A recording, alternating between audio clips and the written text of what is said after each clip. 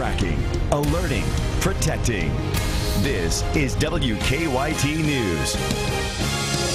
Good afternoon. Bill Bryant and Barbara Bailey reporting for WKYT News. As we approach 12:30, a dramatic scene outside the federal courthouse in Ashland right now as we wait to hear what will happen to Rowan County Clerk Kim Davis. Hundreds have gathered in Ashland either to show their support or their opposition to Davis. Our officer Don Evans flew over the scene in Sky First this morning. Davis and her deputy clerks were called to today's hearing over Davis's refusal to issue marriage licenses. It's a loud scene there. Let's go to WKYT's Mark Barber to begin our top story team coverage live outside the courthouse. Mark? Good afternoon, Bill and Barbara. The contempt hearing for Kim Davis started about an hour and a half ago, and we are still waiting for a decision from U.S. District Judge David Bunning if he will hold Davis in contempt. Now, the longer that folks are waiting out here, the more the dynamic seems to be changing. Just a half hour ago, it was more of a shouting match out here as people angrily tried to voice their concerns and their thoughts over one another. Now, as you can see, things are starting to settle down just a little bit. Folks are still, for the most part, facing the courthouse. They are waiting for people to start pouring out with that judge's decision. Whereas earlier this morning they were shouting toward the road. They were trying to get the attention of folks driving by. So the attention here is still on this courthouse. However, we are still waiting for that decision. Now, I say that the dynamic has been changing out here in the past few minutes because as I've been here through the morning, we saw a lot happen. We saw people go from calm to angry to upset to irate. It got explosive at times, and right now is the first time where honestly I can hear myself talk, I can hear myself think. I saw the first act of kindness out here just 5 minutes ago when someone walked over to me and handed me a water. So that gives you an idea of some of the tension that is out here between these two groups. Now, just some background on why folks are out here today. Rowan County Clerk Kim Davis stopped issuing marriage licenses to straight and gay couples after the Supreme Court's decision to legalize gay marriage back in June. Since then, she has appealed the court's decision that she should issue those licenses, and her appeals, they've been turned down. So that is why she is here today, and she is learning if she will be held in contempt. She could possibly face two consequences. One of them is jail time, or she could also be hit with a hefty fine. So we are very closely watching that at this time. We still have one of our reporters in that courtroom. His name is Victor Puente, and as soon as he has word on what is happening in that courtroom, he will step out and give it to us. But first, I want you to listen to some of the words that people have been saying out here this morning. People on both sides of the issue strongly believing in what they think, and we want you to hear from them firsthand. Take a listen. I would love to get paid $80,000 a year to not do my job. People need to have equal rights. This is coming against the Word of God and all the Holy Bible. 1 Corinthians chapter 6 says that no homosexual will inherit the kingdom of God.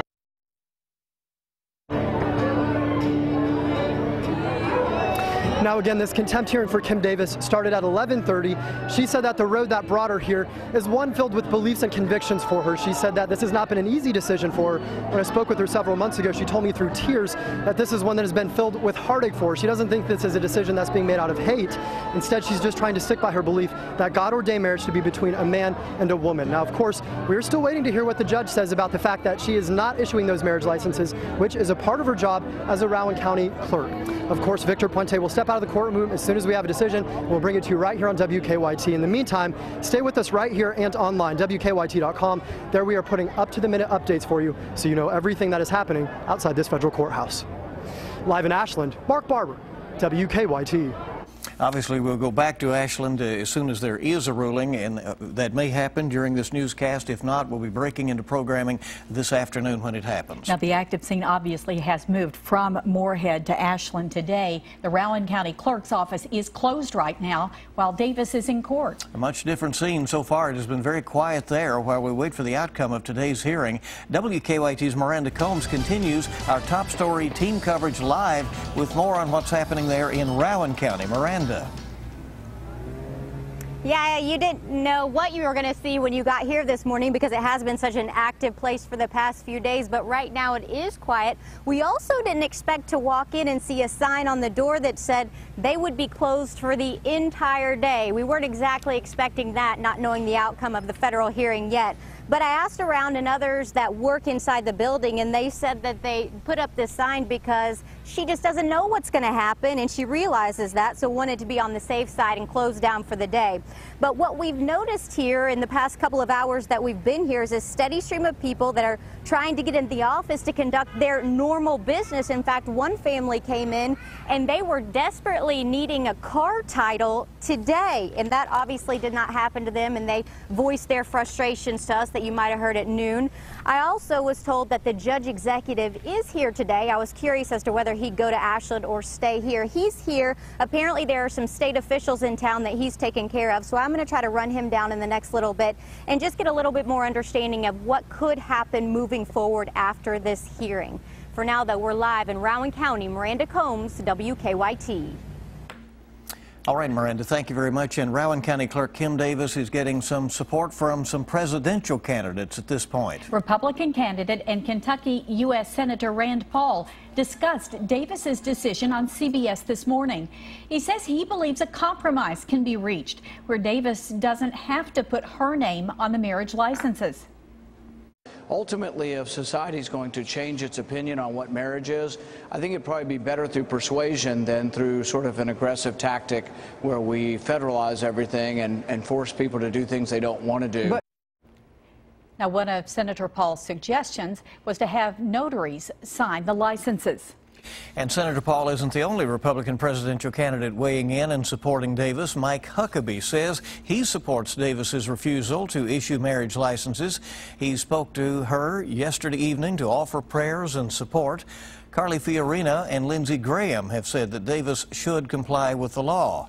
Other Republican presidential hopefuls have steered clear of the controversy.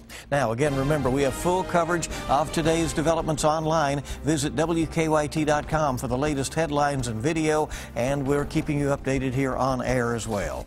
Other news today, fire damaged several homes in a Lexington neighborhood this morning. The fire started around 6 a.m. on Hibernia Pass in the Blackford Oaks subdivision. Everyone inside the home escaped safely. The fire destroyed the home where it started and melted the siding on 5 others. We definitely feel the heat from my house. I mean, you could feel it from an easy 100 to 150 yards away. It was pretty intense. Now, it took firefighters 15 minutes to get water to the home to fight that fire. They say a mechanical issue with one of the trucks was to blame. Lexington's new needle exchange program will begin tomorrow. The goal is to help stop the spread of diseases, especially HIV and hepatitis. WKYT's Rebecca Smith shows us how the program will work in a story that's new at 12:30. Rebecca? Lexington's new needle exchange program begins tomorrow, Friday afternoon, 1:30 to 4 p.m. here at 650 Newtown Pike at the Health Department. The free, anonymous, and confidential programs designed to reduce the spread of HIV and hepatitis in Lexington. Used needles must be brought in to receive clean needles. The Bluegrass region, which covers 17 counties, including Fayette County, has seen HIV numbers grow from 75 cases in 2011 to 107 in 2013. We asked Dr. Rice Leach if he thinks this program at all enables illegal activity. I'm doing public health, and I know it helps public health. And I have not been aware of any evidence to show it makes the drug abuse problem worse. Now, the only requirement for users who come in to take advantage of the needle exchange program at the health department is that they bring in dirty needles to exchange for clean ones. The only requirement. There is no type of mandatory screening for communicable diseases like HIV and hepatitis. Dr. Leach, I asked him if that could be a potential for the future, but he says right now it's just about establishing trust with these users so they will come in and take advantage of this program. In Lexington, Rebecca Smith, WKYT. Now, the needle exchange supporters say successful cities have seen a reduction in law enforcement officers being pricked by needles. A new partnership will allow the University of Kentucky to resume heart surgeries on children. UK's pediatric cardiac surgery program was suspended in 2012 following an increase in deaths. The partnership will be between UK and Cincinnati Children's Hospital. The two will jointly recruit a heart surgeon for Cincinnati Children's, who will be based in Lexington and who will work out of Kentucky Children's Hospital. Officials are hoping to resume surgeries in late 2016 or early 2017. 2017. Well, there's a lot more news coming up on WKYT. Obviously a very busy day, and we have some special guests along as well. It's all about peace, love, and dogs, and you'll find out how you can be part of Wolfstock. Also, how to select and store fresh apples to use in tasty fall recipes. We'll have some tips. And we're looking out at about holding on to temperatures pretty warm and very steady the next couple of days. What about your weekend forecast? A lot going on with those events. I'll tell you if you have the green light, kind of hold back on the plans. Coming up.